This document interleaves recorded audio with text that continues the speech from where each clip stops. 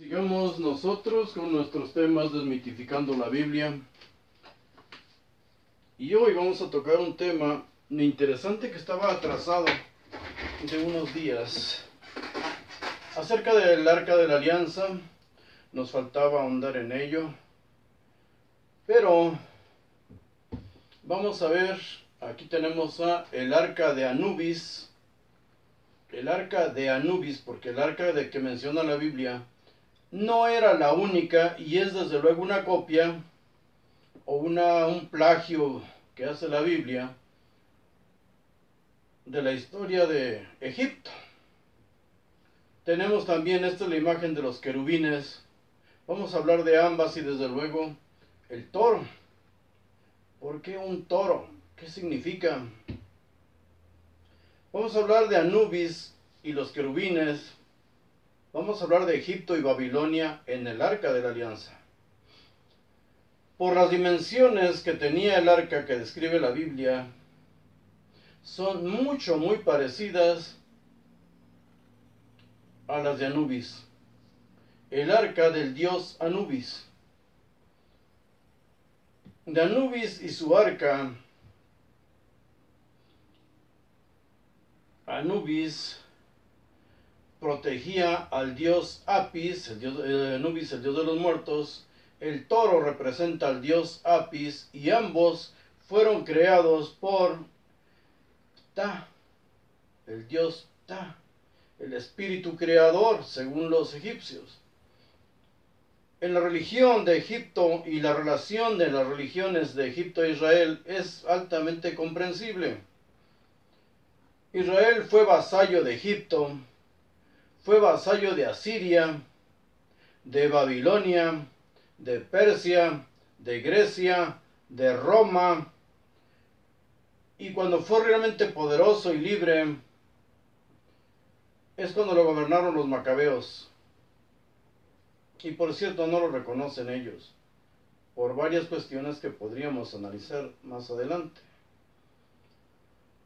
Hablemos del Serapeum de Saqqara. Perdón, no es COVID,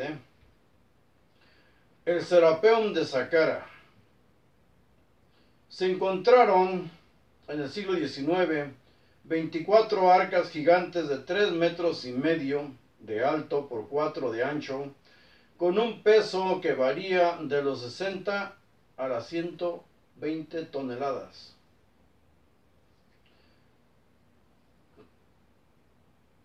Es un pasadizo enorme, más de 100 metros. Hay pasillos intermedios. Apenas entrando a ese pasadizo, hay tumbas de personas que fueron enterradas ahí, pero no habían sido profanadas. De los 24 sarcófagos que aparecieron de granito puro, macizo, con una resistencia del número 7, pulidos como espejos a una escuadra perfecta. De esos 24, 23 habían sido abiertos, pero apenas como si empujaran una tapa gigantesca de toneladas de peso, empujaran la tapa como para asomarse ahí, o quien estaba ahí le llegó el tiempo y salió. Pero hubo uno que estaba total y herméticamente cerrado. Para abrirlo dinamitaron la tapa. No encontraron nada. No encontraron absolutamente nada. Estaba sellada la tapa. ¿Qué significa? No lo sabemos. ¿Qué tenían ahí? No lo sabemos. Pero sí que cuando el hombre llegó en el siglo XIX a esos pasadizos, a esas tumbas, como le llaman, no habían sido profanadas. Y eso lo saben por las tumbas de seres humanos que encontraron en la entrada. Antes de entrar a los pasillos principales. ¿Por qué un toro? ¿Qué significa el toro? No lo sabemos. Tauro quizá. Podemos especular, y lo hacemos, claro. Podemos especular Pero ¿por qué un toro? ¿Y por qué la relación de los israelitas? Los israelitas eran idólatras, ya lo sabemos. Pero también en Jerusalén, en el área de Jerusalén, se han encontrado infinidad de figurillas. Nadie sabe cuándo las dejaron ahí. Nadie sabe cuándo dejaron de ser idólatras. Porque en la datación que hacen los arqueólogos, casi todos ellos judíos, israelitas, buscando su historia, sus orígenes, son recientes. Quiere decir que aún después del regreso de Babilonia, siguieron practicando la idolatría, siguieron encontrando figuras de sus dioses, sobre todo su diosa, Acera, la esposa de Jehová, esposa antes del dios El cananeo. De estas tumbas dedicadas al dios Apis, del dios Apis podemos encontrar muchas leyendas, muchas, por eso yo no voy a ahondar en ninguna. Se habla mucho de él y muy variado porque las religiones todas van evolucionando conforme avanza cada cultura y van modificando su religión, sus creencias. Pero lo que sí podemos hablar es por qué la creación de templos en Egipto, el templo de Elefantina, un templo en Egipto de Israel, de israelitas, eran guerreros, porque lo que encontraron ahí, sus viviendas, un templo para su Dios de Israel, perdón, y armas, armamento. Ellos servían ahí, como digo, fueron vasallos mucho tiempo y de muchos pueblos poderosos. Y los guerreros siempre han necesitado un Dios, encomendarse a alguien, ya que van a enfrentar la muerte muy seguido.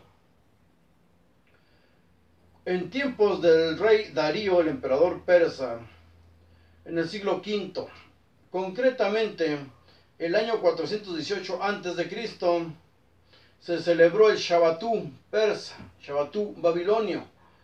Es el original del Shabbat de los judíos. Se celebró en el templo de Elefantina. Está en los escritos persas. Prohibió el rey tomar cerveza por 7 días porque era parte de las costumbres del Shabbatú, el Shabbat original. Convivió con ellos porque esos soldados israelíes, judíos, como se les llamara en ese entonces, estaban al servicio de Persia. Persia estuvo ahí hasta el año 400 en que fueron expulsados por los egipcios. El dios Chacal, Anubis, aparece así en varias arcas que se han encontrado. Lo pueden buscar en la red, deben buscarlo para corroborar que esto no es mentira. ¿Qué valor podría tener un arca de estas? Un valor en lo monetario, en lo económico, porque se habla de los tesoros del Arca de la Alianza, la judía, y se han hecho infinidad de películas, se han escrito miles de libros. Es fantasía, es madera con oro laminado, el oro lo puedes adelgazar hasta ser casi una pintura. El verdadero valor del Arca de la Alianza no estaba en lo que representaba, porque estas arcas las encuentran en Egipto, en cualquier museo prácticamente, y nadie va por ellas. Perdón, ningún ejército poderoso va por ellas, nadie se interesa en ellas. Su valor era otro. Pero arcas de estas, vuelvo a repetir, el mito judío del Arca de la Alianza está basado en estas leyendas o mitos egipcios. No tiene nada de original, un arca totalmente sin ningún poder, y prácticamente con muy poco valor, así estuviera forrada de oro. El valor sería si realmente hubiera contenido las tablas escritas por Dios, y ese lo vamos a tratar más adelante. Ahora, de los querubines, es una leyenda también tomada de Babilonia, después del exilio. Llegaron los judíos a Babilonia, fueron llevados por Nabucodonosor, y ahí conocieron esto. Eran gigantes de 5 metros, los veían como adornos, en la entrada principal de la ciudad de Babilonia, uno a cada lado, y quizá en algunas otras ciudades. Ahora, de Babilonia se traen los querubines, o la idea de ellos, se traen la leyenda del diluvio, la leyenda de la creación, se traen un nuevo idioma, una nueva escritura y desde luego una nueva religión. Ahora su Dios no era el Dios de Israel, se referían ya a él como el Dios del cielo. Lean a Esdras. Y muy poco, en los primeros capítulos se van a dar cuenta, ya se menciona a Jehová como el Dios del cielo. Y eso lo copian de este cilindro, el cilindro de Ciro, donde le plagian también ahí la leyenda del dios Marduk. No es Jehová, es Marduk. Todos los escritos originales del Enuma Elish están basados en el área de Mesopotamia. Vienen de Irak, vienen de Asiria, vienen de Babilonia, y ellos lo acomodan todo. El tetramorfo, esta imagen, eran los guardianes y custodia de Babilonia en físico. Eran colocados en las puertas principales de las ciudades, sobre todo la de Babilonia. Pero significados, muchos significados. Como guardianes, basándonos nada más en lo que dice la Biblia, como guardianes aparece en Génesis 3:24. Dice, expulsó al hombre y al oriente de Edén puso querubines y una espada encendida que giraba en todas direcciones para guardar el camino del árbol de la vida. También ese tema lo he estado soslayando para hasta tener más pruebas y hacer un estudio más serio acerca de eso, el árbol de la vida. También en la Biblia aparecen los querubines como medio de transporte de Jehová. En el Salmo 18, del 10 al 11, dice, hablando de Jehová, cabalgó en un querubín, emprendió el vuelo y se elevó sobre las alas del viento. ¿Cómo va a montarse sobre un angelito? Estos eran los querubines, o esta era la imagen de poder que simbolizaba eufemísticamente a los verdaderos querubines. Porque también aparecen los querubines como asiento o trono en el Salmo 99.1. Dice ahí, sentado está sobre los querubines, tiemble la tierra. Cuando Jehová se subía a una de sus naves, en la que les mostraba su gloria a Moisés y a todos, que no lo podían ver, obvio, se quemaban. Se sentaba en su trono, no era el que nos pone Hollywood, su trono era un asiento. Él se sentaba ahí, él estaba sentado. Hablamos del libro de Zacarías y la Efa, y lo vamos a volver a tomar ese tema. Ahora, Ezequiel es muy vasto en estos temas, si sabemos leer. En medio de un viento huracanado, una gran nube con fuego fulgurante y un resplandor a su alrededor. En su centro había algo como metal refulgente en medio del fuego. Primero veían el fuego, el resplandor, y después aparecía algo metálico. en medio del fuego, dice, seres vivientes. Ezequiel 1, versículos 4 y 5, dice ahí, en su centro había figuras semejantes a 4 seres vivientes, y este era su aspecto.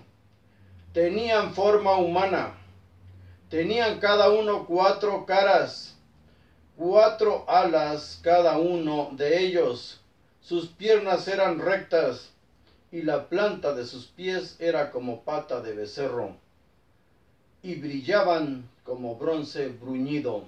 Está describiendo una nave. Y como nave espacial directamente nos aparece en Ezequiel 1:26.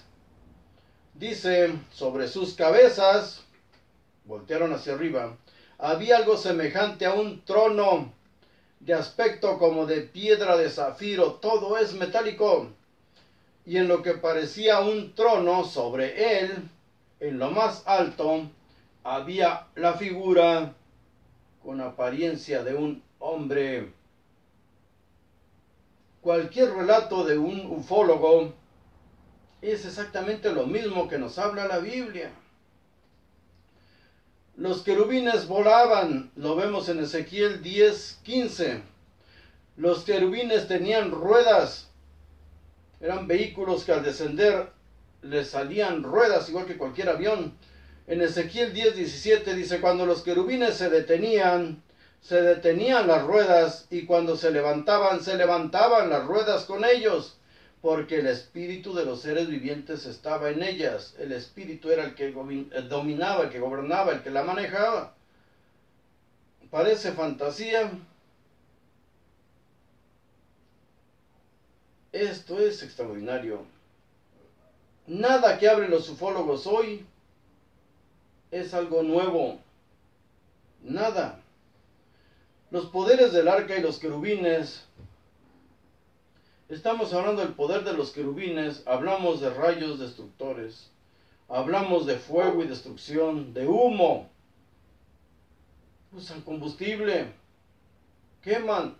Matan. Destruyen. El poder de los querubines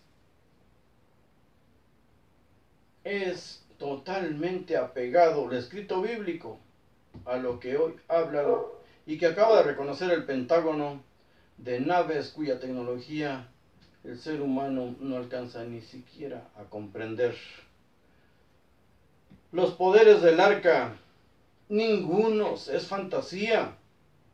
Como dice San Pablo, todos los relatos de los judíos, no hagan caso, los relatos de los judíos son chismes de viejas. No es verdad, son chismes para niñas ilusas. Nosotros debemos tener nuestra mente bien abierta. Y mañana o pasado vamos a hablar de las tablas de la ley, porque el verdadero tesoro que supuestamente estaba en esa arca que Moisés hizo simplemente de madera, una caja, un cajón de madera, metió las tablas de la ley, pero tal vez no eran las tablas de la ley. Tal vez esas 2 piedras significaban otra cosa.